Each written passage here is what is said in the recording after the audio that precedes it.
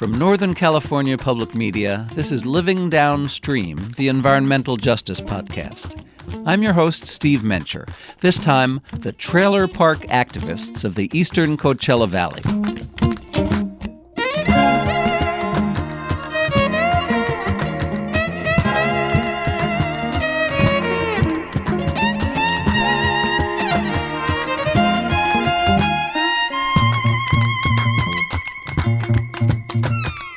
You may be familiar with Coachella from hearing about the annual music festival there. But for 10 years, journalist Ruxandra Guidi has been visiting farm workers in the area, learning about the deplorable conditions in which many of them live. There's now some hope that community health workers are making a significant difference in the lives of workers. Here's Ruxandra with the story, and stay tuned afterwards for a conversation with her detailing how she gained the trust of the folks whose lives she's documenting. The first time I stepped inside Lawson Dump was almost a decade ago. The massive dump was 50 feet high, standing at a major intersection in the unincorporated rural community of Thermal, almost 150 miles east of Los Angeles. At the time, it was considered the largest toxic dump in California, and a judge had already ordered it shut and cleaned up. But on this day, smoke rose out of 4 feet long cracks in the ground, like smoldering lava. Yeah, it's burning underground. Yeah. And you know that stench is of chemicals. Of course, yeah. It's plastics and cement and... Who knows how deep this fire is? With me was Luis Olmedo, an environmental activist. The stench overwhelmed us, coating our nostrils and throats, and I could almost taste each smell in the toxic mix. Wood ash, incinerated household trash, and otherwise recyclable cans, plastics, and electronic waste. According to the Environmental Protection Agency, Lawson Dump contained dangerous amounts of arsenic, PCBs, asbestos, dioxin, and other toxic materials. Luis and I headed next door to the dump, where a trailer park stood in a sad state, falling apart. That's where we ran into Alex Sanchez. He told us that the owner of the trailer park barely ever showed his face to the residents, but he had to know of the possible risks of living next to a toxic dump. Why do you think I left this mobile park? I come here every now and then to visit my mom, who's old and doesn't want to leave. But I left about a year ago because my daughter developed really bad asthma. Many of the residents of this trailer park are farm workers from northern Mexico who've been coming to the eastern Coachella Valley in search of farm labor since the 1950s. Back then, this was a desert. It still is. But then, there were no paved roads or much housing available. That's how the trailer park became standard. It was cheap, at about $100 or $200 a month, and you could live close to the fields. The problem is that the trailer parks had little oversight, and before long they became too crowded and unruly. For 2 years, Luis's friend, Eduardo Guevara, lived here with his family, until he got fed up with the precarious living conditions and realized that no one, not the trailer park manager nor local authorities, seemed to have any interest in fixing up this place. There are many people out here with respiratory problems. Maybe researchers can't link it directly to the dumps, but it's a big coincidence for a community that's been living next to a burning open-air dump for years, don't you think? 10 years ago, the eastern Coachella Valley was full of these kinds of coincidences. Many of the mobile parks were considered illegal, but they were still allowed to exist and house increasing numbers of people. When I first visited this place, it struck me to see so many people living right next to the pesticide-laden fields or illegal dumps. Big polluters, like the Western Environmental Hazardous Waste Recycling Plant, operate without much scrutiny, emitting fumes that sicken dozens of children and adults at a nearby school. Poco a poco empecé a ver los problemas de la comunidad como... Little by little, I began to see the community's problems as my own. When we heard reports of people getting sick, that's when I said, that's it. The Western Environmental Plant has been operating for 7 years, and we have no idea what it has done to our health. After Lawson Dump became too big, authorities ordered it closed. The same thing happened with the trailer park next to it. Eventually, all the residents moved elsewhere, including Guevara. The experience motivated him to become a promotor, a community health worker, someone who was part community organizer, part self-taught nurse. Promotores get some basic training and then go door to door, talking to low-income Latino farm workers who suffer disproportionately from health issues, giving them advice or connecting them to resources in the community. That was a decade ago. Today, the environmental and health justice movement is in full force here, as Guevara's fellow promotora, Bea González Iñiguez, points out. She's a school administrator in the area. You'd be surprised if you take a person aside how much they know. That they're just afraid to say anything about it. And that's the reason why we're always taken advantage of out in this area. But that's really changing more and more. People are really educating themselves, and I don't think they're afraid anymore as it used to be.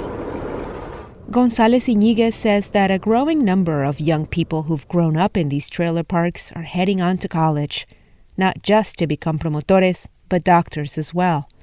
Researchers have known for some time now that income inequality, like the one found in the eastern Coachella Valley, has everything to do with the fact that migrant populations typically face extreme levels of environmental hazards. Ryan Sinclair is one of those researchers, an assistant professor at Loma Linda University School of Public Health, located about an hour away. That's one of the things I'd like to do, is to look at the health disparities and look at the health conditions out there in terms of biological indicators. Look at things in their blood. Do they have arsenic in their blood? Do they have mercury? And what is it at a higher percentage of than the rest of the population? So, once you start working out there on one problem, it's really hard to ignore the other problems. Loma Linda University is one of a few academic institutions studying the health impacts in the eastern Coachella Valley. It's challenging research, given that residents in this area already suffer from high levels of asthma, diabetes, and skin conditions. So Sinclair is starting with the basics. He wants to study the conditions in the trailer parks where thousands of people live.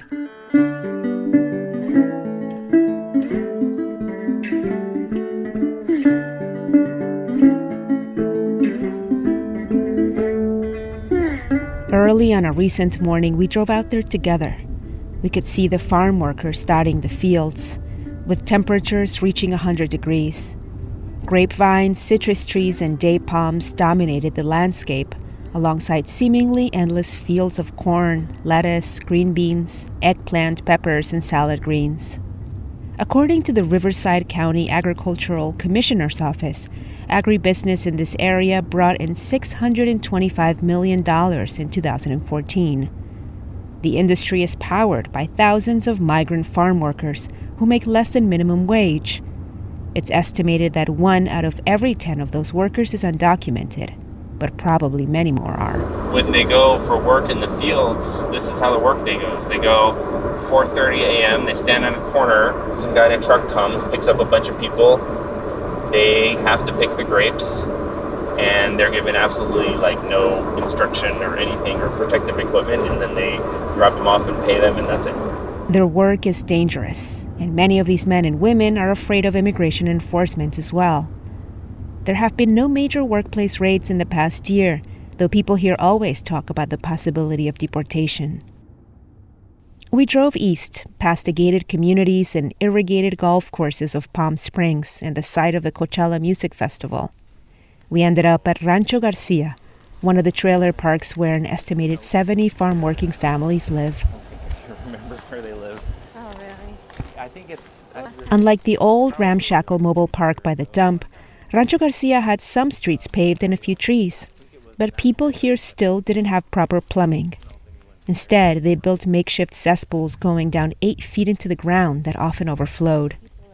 And when that happens, this becomes a major health hazard for the residents, their neighbors, and the underground water that ends up in the nearby irrigation systems and beyond. Jaime and Maria Beltran take us to see the cesspool they've rigged up next to their home. Pipes came out from an opening on the floor and snaked around the back of their trailer. Beltran says, "I spray it with fresh water every day and then take the extra sewage out with a pump. I can't afford to let the cesspool fill up. There are 5 of us living here. That'll be good. The sewage that Beltran pumps out from under their trailer ends up in the agricultural field next door. What else are we supposed to do, they tell us. And they're right. What can these families do? They get no municipal services here. After visiting the Beltrans, Sinclair and I head over to another nearby trailer park called Sunbird. He takes some more samples from the makeshift septic tank and talks to a promotora to give her some pointers for how to improve their system.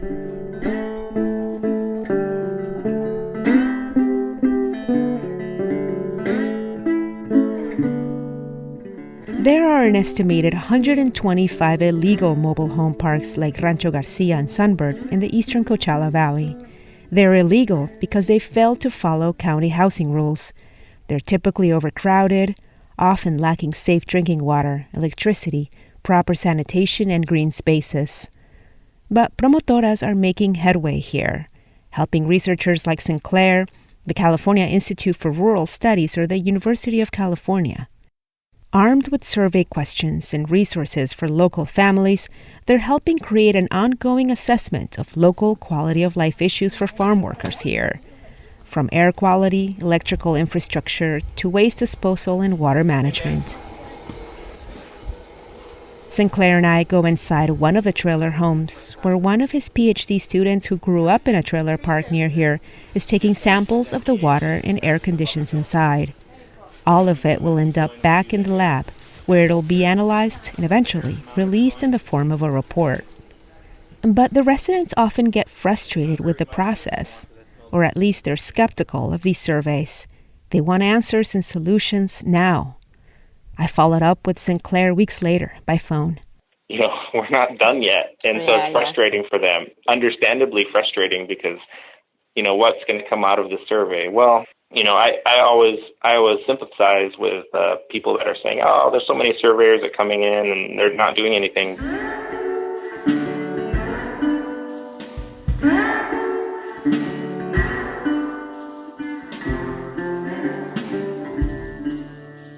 For many years, county and state agencies ignored the plight of these residents. Mobile home parks had little oversight, and the county didn't or couldn't come up with the money to address the myriad problems here. Sanitation and clean water issues were left to the residents themselves, and nearby polluters were left to pollute without facing consequences. But as they say here, real change takes time. It requires taking small, baby steps, but also coming up with simple solutions that can be scaled up. One of those solutions can be found in the San Antonio del Desierto trailer park. It's been around for more than 3 decades, but about 10 years ago, the place was falling apart.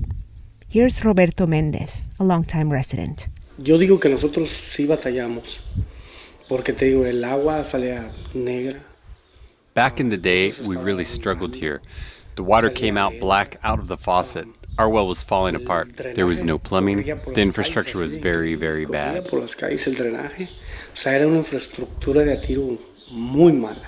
That was 10 years ago. Today, San Antonio del Desierto is under new management, a local nonprofit called Pueblo Unido that is trying to create a model for a healthier, more sustainable mobile park community. By seeking out government and foundation grants, and by working with the residents, the trailer park has installed a reverse osmosis water filtration system designed to lower arsenic levels in drinking water, and a new sewer lift station with a capacity to handle 4,600 gallons of wastewater per day. The dirt road leading into the trailer park is now paved. Here's Méndez again, who's also Pueblo Unido's handyman.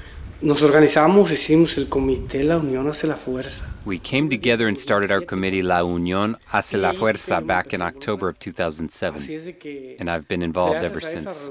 Little by little, we've given shape to all the improvements in this trailer park. Thank God, because we're a pretty big community that needs change. There are around 350 people living at San Antonio del Desierto. Not all of them are thrilled to be here, and some would like change to happen at a faster rate. But most can barely afford the $200 or $300 a month that they already pay, like Guadalupe Rosales. Estábamos trabajando en el campo. Llegábamos del campo sucios, con tierra del campo. We would work in the fields and come back home all dirty, covered in pesticides and other chemicals. But then, when we got home, there was no water to shower. We had to wait 2-3 hours like that. I'd tell my husband, "Let's get out of here. What are we doing?" And he'd say, "Well, how are we going to pull that off? We make so little money."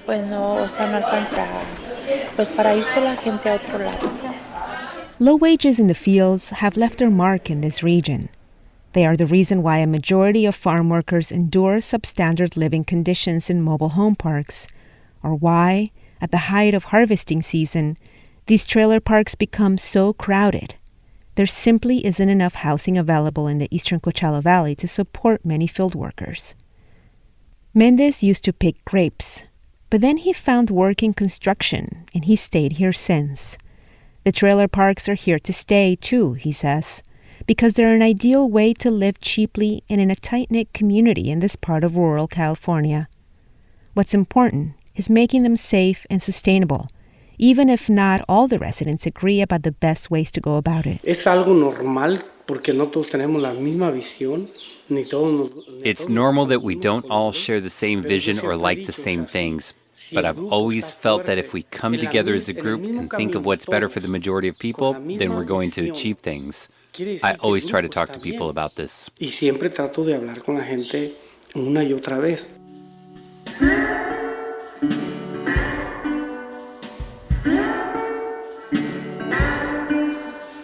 Una vez creo siguió una persona hasta Coachella, como 10-15 minutos de aquí, le dijo, no quiero verte en mi parque. Talking to neighbors is one of the main things that promotores do. And so this is what Mendez keeps focusing on, chatting with other residents, telling them about the improvements to their trailer park, and tried to get them involved. Little by little, he reminds them, the eastern Coachella Valley is becoming a better place to live, starting with their own trailer home. That's Ruxandra Guidi reporting for Living Downstream from Thermal, California. I recently spoke with her about how she got the story. You've reported from communities throughout North, South, and Central America. What drew you to this particular community that we're hearing this story from? You know, I have to be honest, at first, I heard about the eastern Coachella Valley because there had been plans to truck and then later send by rail a lot of Los Angeles excess waste, the stuff that wasn't fitting in the landfills anymore, to the eastern Coachella Valley. That's how I first heard about this region. And then the more I looked into it, I realized this is a major agricultural region in Southern California, and as far as the big cities go, they just see it as a dumping ground. That's what initially, I heard about.